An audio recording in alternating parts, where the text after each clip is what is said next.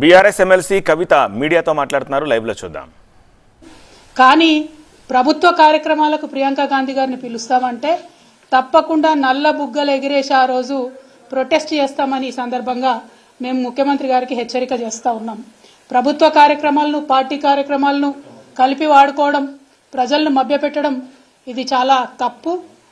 ఆ విధంగా చేసినట్టయితే తెలంగాణ ప్రజాధనాన్ని మీ పార్టీ ప్రయోజనాల కోసం దుర్వినియోగం చేసినట్టయితే ప్రియాంక గాంధీ గారిని ఆ కార్యక్రమానికి పిలిచినట్టయితే తప్పకుండా మేము ప్రొటెస్ట్ తెలియజేస్తామని ఈ సందర్భంగా తెలియజేస్తా ఉన్నాం.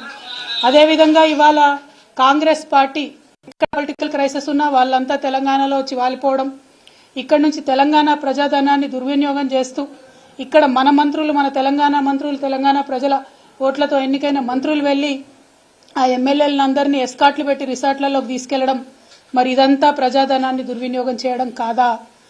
ఒక మాట ఈ ముఖ్యమంత్రి గారు ఎన్నికల సందర్భంలో అనేక సందర్భాల్లో విమర్శలు చేస్తూ అనేక మాటలు అనడం జరిగింది. మేము అడ్వర్టైజ్మెంట్లు వేసుకోము బీఆర్ఎస్ వాళ్ళలాగా అన్నారు. ఇవాళ ఎన్ని అడ్వర్టైజ్మెంట్లు వేస్తున్నారండి? నిన్న ఇంద్రవల్లి సభకు ఎన్ని అడ్వర్టైజ్మెంట్లు వేసిండ్రు మీరు? వాటి ఖర్చు ఎంతో ఒకసారి తెలంగాణ ప్రజలకు తెలియజేయాల్సిందిగా కోరుతా ఉన్నాం. గౌరవ ముఖ్యమంత్రి గారు వారానికి 2 సార్లు ఢిల్లీకి పోతారు. పోయినప్పుడల్లా చార్టెడ్ విమానాలలో ప్రైవేట్ ఫ్లైట్స్లలో పోతురని తెలిసింది. మరి దానికి అయ్యే ఖర్చు ఎంతనో ఒకసారి మీరు ప్రజలకు తెలియజేయాల్సిందిగా నేను డిమాండ్ చేస్తూ ఉన్నాను. అదేవిధంగా మీరు వచ్చిన 60 రోజులు దాదాపు అవుతున్నది. ఈ 60 రోజులలో మీరు చేసింది ఏముందండి?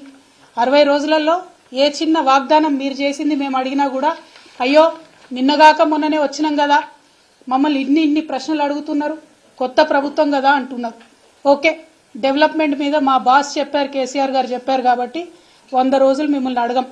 శిశుపాలుడి 100 పాపాలు వండినట్టుగా 100 రోజులకు మీరు చేసే తప్పులు కూడా పండుతాయి. అప్పుడు మాత్రం ప్రజాక్షేత్రంలో మిమ్మల్ని ఖచ్చితంగా అడుగుతాం. కానీ ఈ 60 రోజులలోనే మీ యొక్క పొలిటికల్ వైఖరి ఏంటి, రాజకీయ పరంగా మీరు తీసుకుంటున్నటువంటి నిర్ణయాలు ఎట్లున్నాయి, తెలంగాణ ప్రజలకు ఎప్పటికప్పుడు చెప్పాల్సినటువంటి బాధ్యత ప్రతిపక్షంగా మా మీద ఉంది. కాబట్టి ఖచ్చితంగా కొన్ని అంశాలను ఇవాళ ప్రజల ముందు చెప్పదలుచుకున్నాం. మిమ్మల్ని తెలంగాణ ప్రజలందరూ ముద్దుగా యూటర్న్ ముఖ్యమంత్రి అని పిలుచుకుంటున్నట్టుగా తెలుస్తూ ఉన్నది.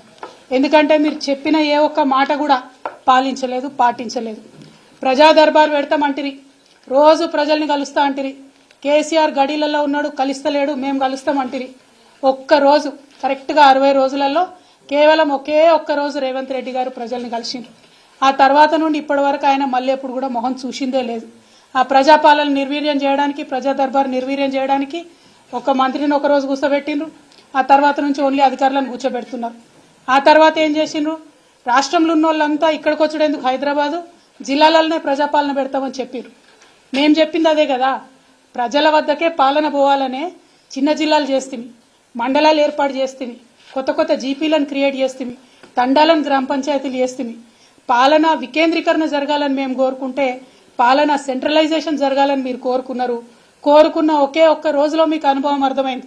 కేసీఆర్ గారికి ఉన్న అపారమైన రాజకీయ అనుభవంతో ఆయన తీసుకున్న నిర్ణయాలను ఆనాడు విమర్శించిన మీరు ఇవాళ వారి బాటలోకి రావడం చాలా సంతోషం. ప్రజల వద్దకే పాలన పోవాలే, పాలకుల వద్దకు ప్రజలు రాకూడదనే అంశాన్ని నిరూపించి కేసీఆర్ గారు తొవ్వ కరెక్ట్ అని తెలంగాణ ప్రజలకు తెలియజేసినందుకు ముఖ్యమంత్రి గారికి మేము అభినందనలు తెలియజేస్తా ఉన్నాం. అదేవిధంగా మీరు ఇచ్చిన మాటలు, ప్రజా దర్బార్ అంటిరి, పోకపోతిరి. నాకు కాన్వాయ్ ఎందుకు, నాకు పెద్ద కాన్వాయ్ వద్దు, నేను సింపుల్గా పోతా, 15 కార్లు కాదు 9 కార్లే కావాలి, నేను పోతే ట్రాఫిక్ ఆపకండి అని ప్రగల్భాలు వలికితిరి. ఇవాళ హైదరాబాద్లో ప్రయాణం చేస్తున్నటువంటి ప్రజలందరికీ తెలుసు, ముఖ్యమంత్రి గారు కాన్వాయ్ పోతుందంటే ఎక్కడికక్కడ ట్రాఫిక్ ఆపుతా ఉన్నారు. కానీ దాన్ని కవర్ చేయడానికి మీ చుట్టూ ఉండే బాజా భజంత్రీలు, ప్రాపగాండా టీమ్స్ ఏమంటున్నారు? అయ్యో అంబులెన్స్ వచ్చింది రాగానే మా ముఖ్యమంత్రి తవ్విచ్చిండు అంటున్నారు. ఇయ్యాలే కదా, మినిమం కట్టసి కదా. చెప్పిన మాట తప్పి ఉల్టా ప్రాపగాండా చేసుకోవడం.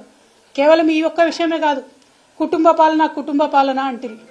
మరి వాళ్ళ అధికారికంగా మీ సోదరులు కొంతమంది జిల్లా రివ్యూలలో వేదిక మీద కూర్చోబడుతుంది, ఇంకా కొంతమంది సోదరులు వేరే నియోజకవర్గాలకు ఇన్ఛార్జీలు ఉండబడుతుంది, ఇంకా కొంతమంది సోదరులు ఏమేం పనులు చేస్తున్నాయో ప్రజలందరికీ కూడా తెలుసు. సమయం సందర్భం వచ్చినప్పుడు తప్పకుండా అవన్నీ కూడా బయట పెట్టడం జరుగుతుంది. కుటుంబం అని తెల్లారులేస్తే కేసీఆర్ కుటుంబం మీద ఏడ్చేటటువంటి ముఖ్యమంత్రి గారికి నేను ఒక మాట చెప్తా ఉన్నా, ప్రజలందరూ కూడా దయచేసి తెలుసుకోవాలి.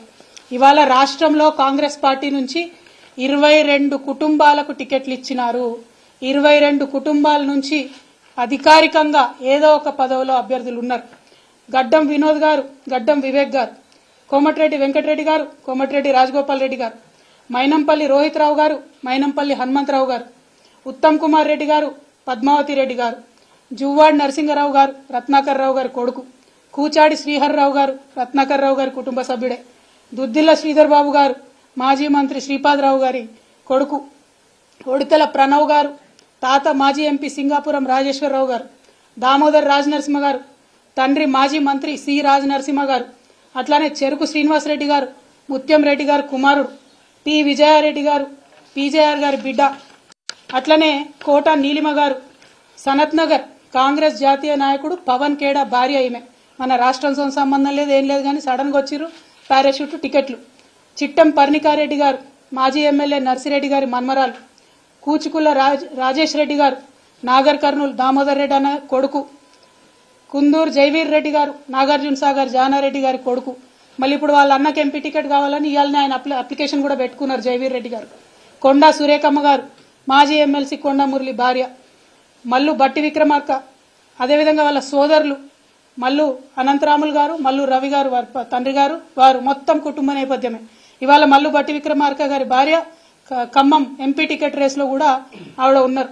మరి పట్లోళ్ళ సంజీవ్ రెడ్డి గారు, మాజీ ఎమ్మెల్యే పట్లోళ్ళ కృష్ణారెడ్డి గారి కొడుకు, మదన్ మోహన్ రావు గారు, వారిది కూడా కుటుంబ నేపథ్యమే. ఇట్లా ఒక్కొక్కటి చూసుకుంటూ పోతే గిన్ని కుటుంబాలకు మీరు ప్రోద్బలం ఇస్తున్నారు, ఇన్ని కుటుంబాలకు మీరు పోటీ చేసే అవకాశం ఇచ్చారు, ఇన్ని కుటుంబాలను మీరు మోస్తున్నారు. మళ్ళీ ఇలా కోమటిరెడ్డి రాజగోపాల్ రెడ్డి గారు ఏమంటారు, మా అన్నకు మంత్రి పదవి ఉంటే ఏమవుతుంది, నాకు రాదా మంత్రి పదవి అంటారు. మీరు మా మీద మాట్లాడే అర్హత మీకుందా? మీరు మమ్మల్ని మాట్లాడితే కేసీఆర్ గారిని ఇంకా కూడా తిట్టడం తప్పితే ఏం పని చేస్తున్నారో ఒకసారి తెలంగాణ ప్రజలకు దయచేసి తెలియజేయాలని నేను కోరుతా ఉన్నాను. అదేవిధంగా రేవంత్ రెడ్డి గారు వైఖరి చూసుకుంటే ప్రమాణ స్వీకారం చేసిన రోజు జై సోనియమ్మ, సోనియా గాంధీ కాలు మోకడం, జై తెలంగాణ అన్న మాట ఇంతవరకు రాలే.